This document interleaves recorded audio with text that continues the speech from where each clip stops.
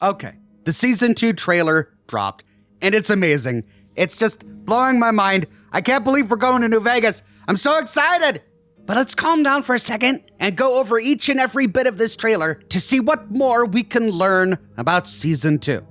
In terms of plot, we don't really learn much more than what we already knew from the ending of Season 1 and what we've been able to piece together from the leaks that have been coming out since then. Lucy the Ghoul and Dogmeat are heading to New Vegas in search of Hank. I'm looking for someone. Someone you care about or someone you hate? Oh, what a great question. What say you, Miss McClane? What's interesting is that Hank is apparently heading to New Vegas in search of vault tech?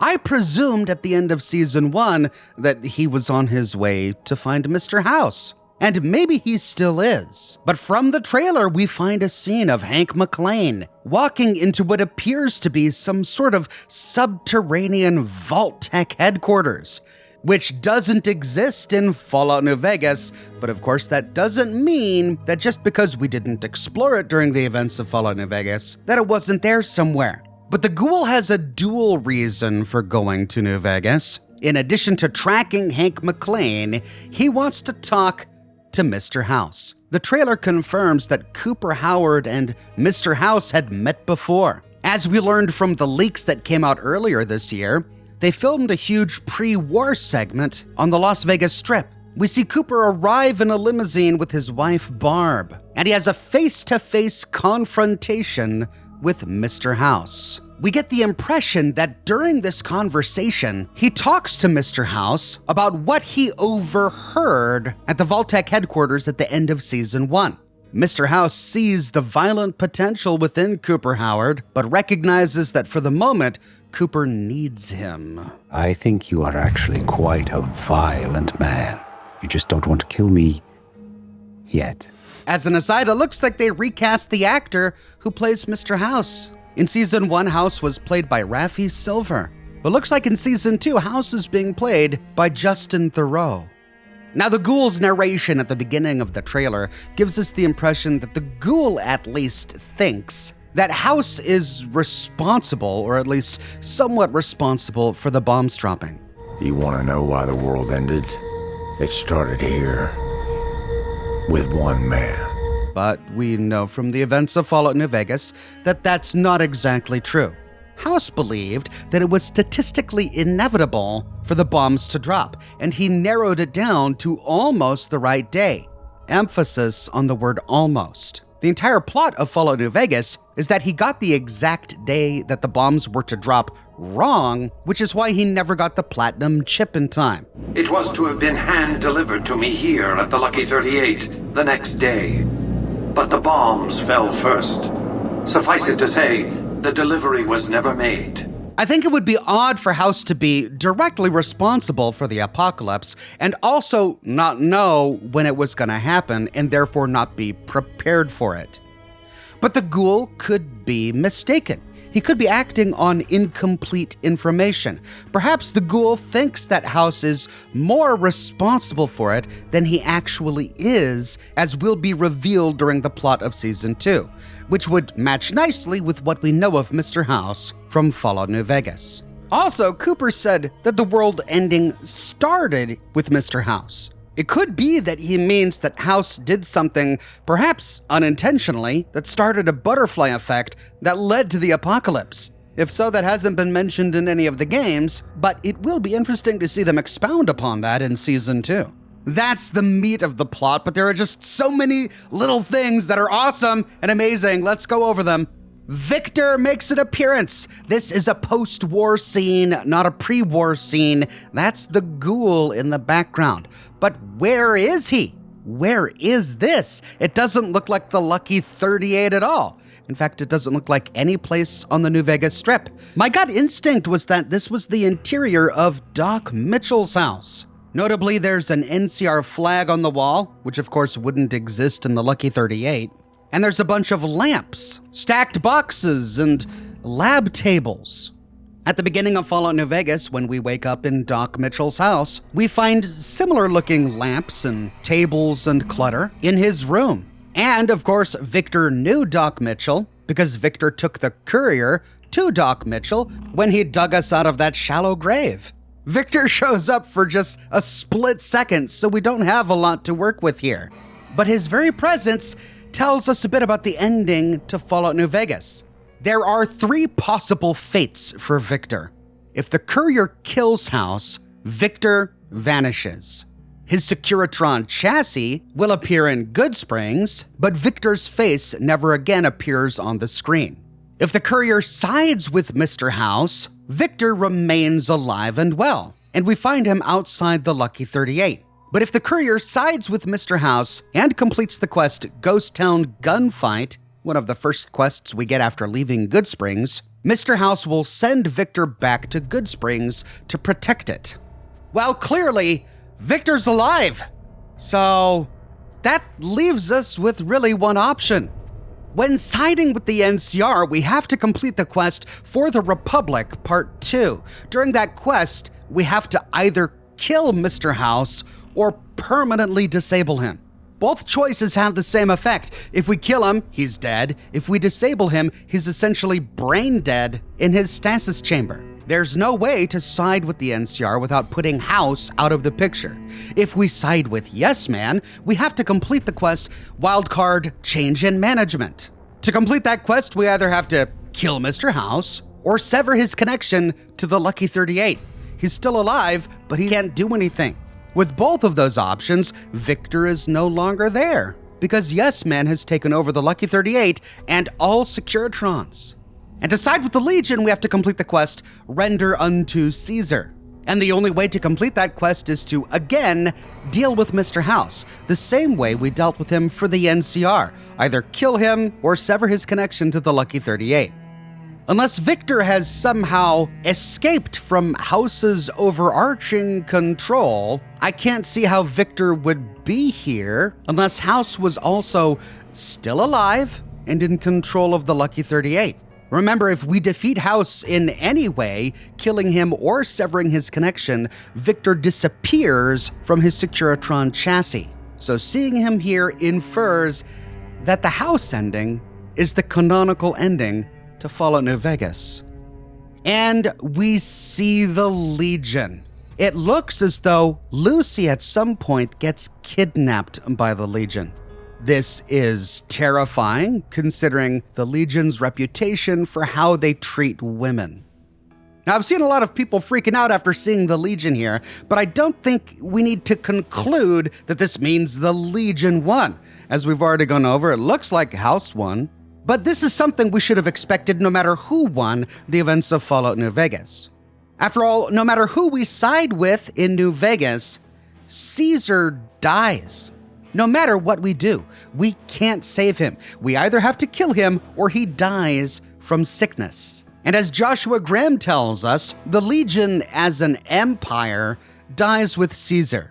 I think only Caesar can lead the Legion. I've never met anyone who could take his place. I couldn't. I never had a mind for logistics. I don't know Linnaeus, but from what I've heard, he has no interest in leading anyone. Unless it's in battle. No. The Legion dies with Caesar. But I think it's unlikely that the Legion will ever be completely eradicated. After all, they lost the first battle for Hoover Dam, and yet they were there, waiting for us during the events of Fallout New Vegas. The Khans have been defeated by the NCR over and over and over again, and yet there they are at Red Rock Canyon waiting for us during the events of Fallout New Vegas. It's perfectly possible that the Legion could have lost, that Caesar could have died, and yet the Legion still exists as some sort of raider faction during the events of Season 2. But what's interesting is this scene, because it looks like they've got a new Caesar.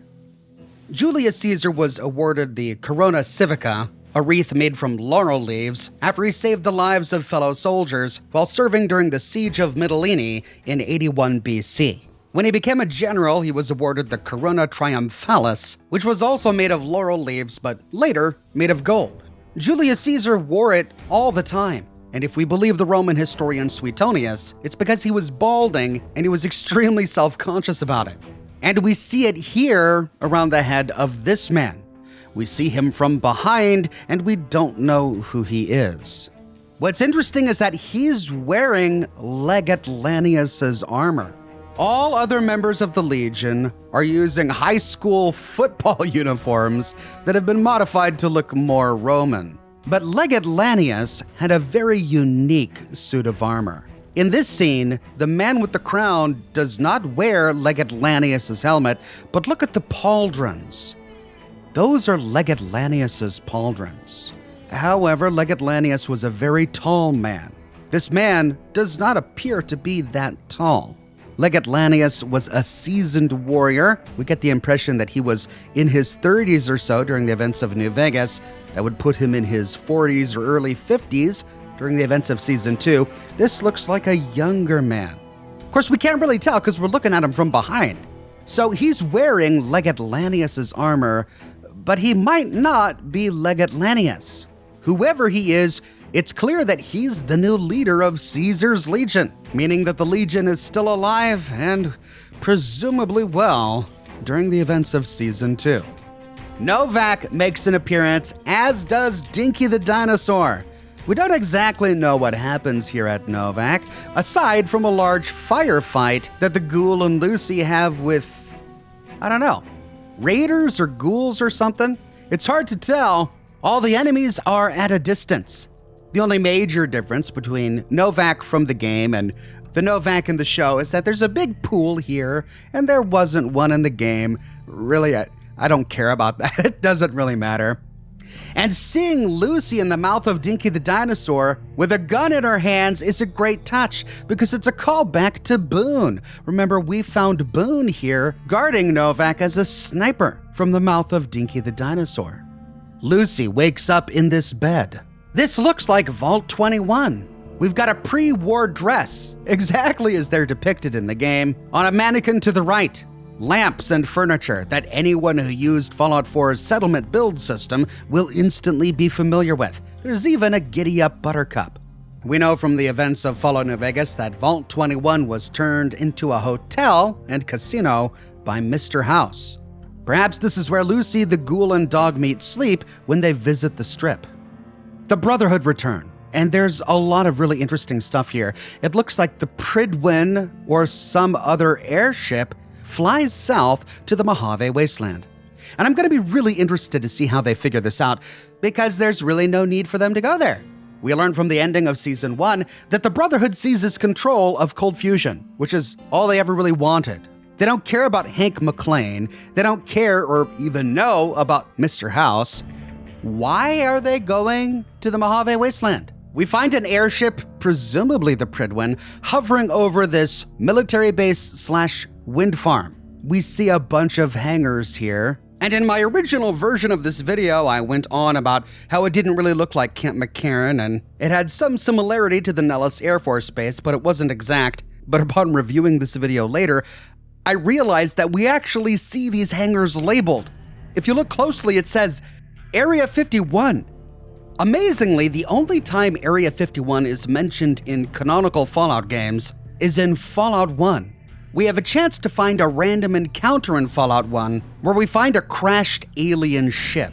Outside the wreckage are 2 alien skeletons. On one, we find a fuzzy picture of Elvis, and if we inspect the flying saucer, it says property of Area 51, which brings up some questions. If this was housed at Area 51, how did Area 51 lose it after the bombs dropped? But regardless, it appears that the Brotherhood of Steel has discovered Area 51 and has taken it over, which is going to open up a whole bunch of really interesting stuff concerning the Zetans in the Fallout universe.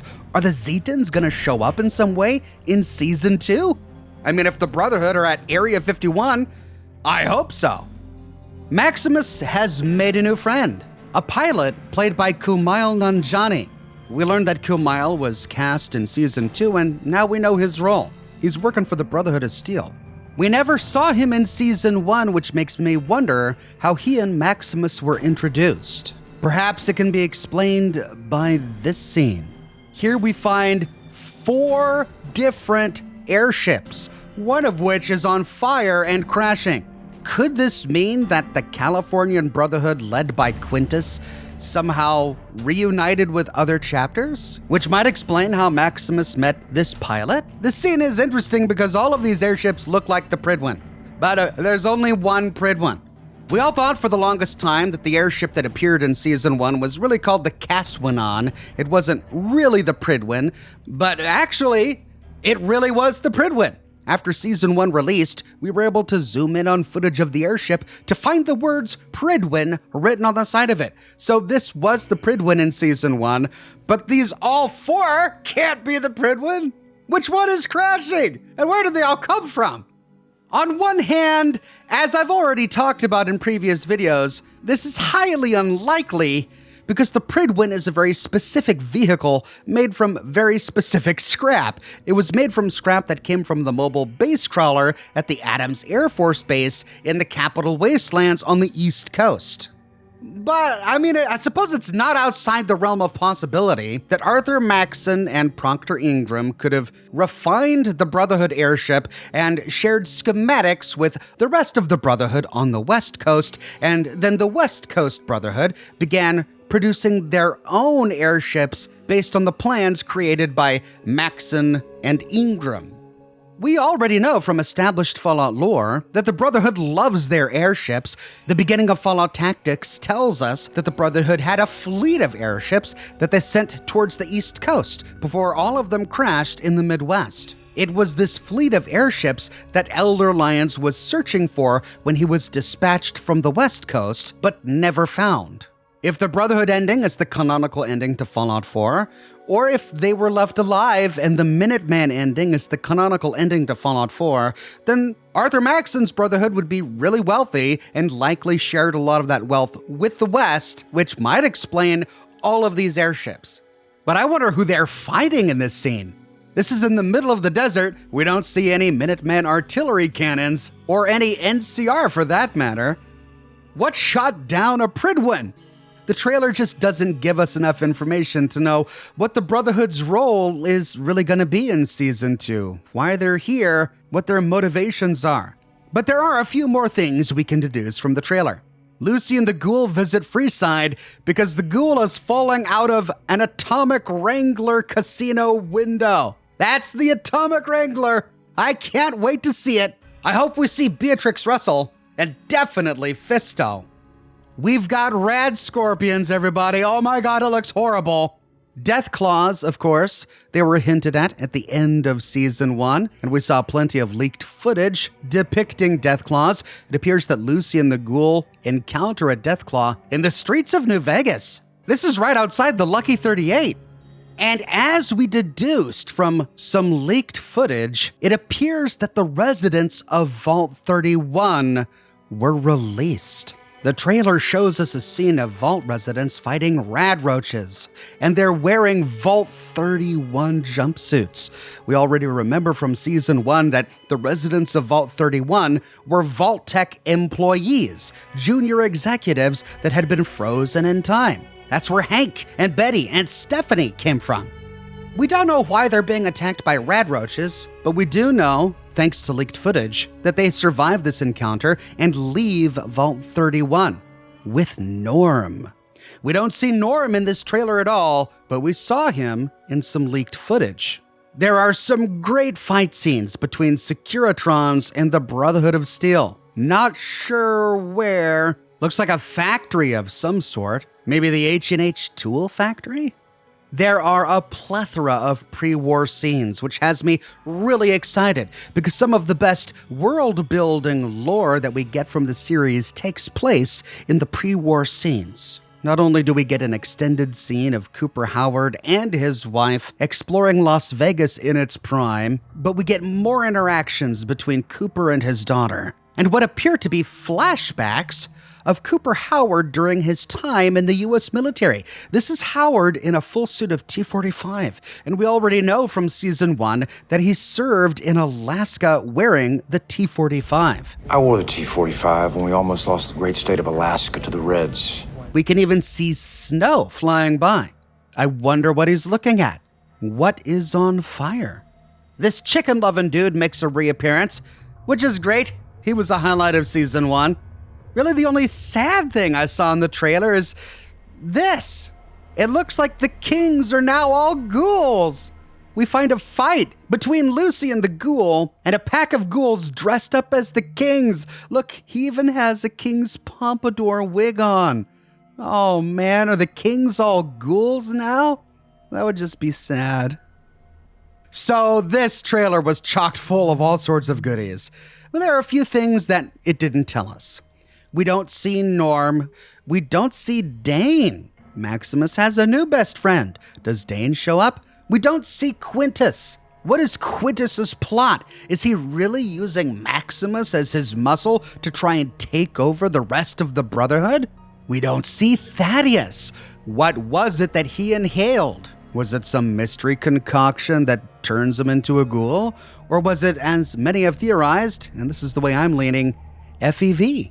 And will we see him return in Season 2 as a super mutant? Or are they saving that for Season 3? Because we didn't see any super mutants in this trailer. We know that Macaulay Culkin was cast in Season 2, but we didn't see him in this trailer. And we didn't see the NCR. But we know from previous leaks that the NCR does make an appearance. And it looks like it may be a substantial one as well. I walk away really excited, thrilled to actually be seeing many of the places we explored in Fallout New Vegas come to life, and I can't wait to learn more. Was there anything that I missed? Did you notice anything else in the trailer? Let me know in the comments below. Thanks again for watching, and I'll see you soon with more videos.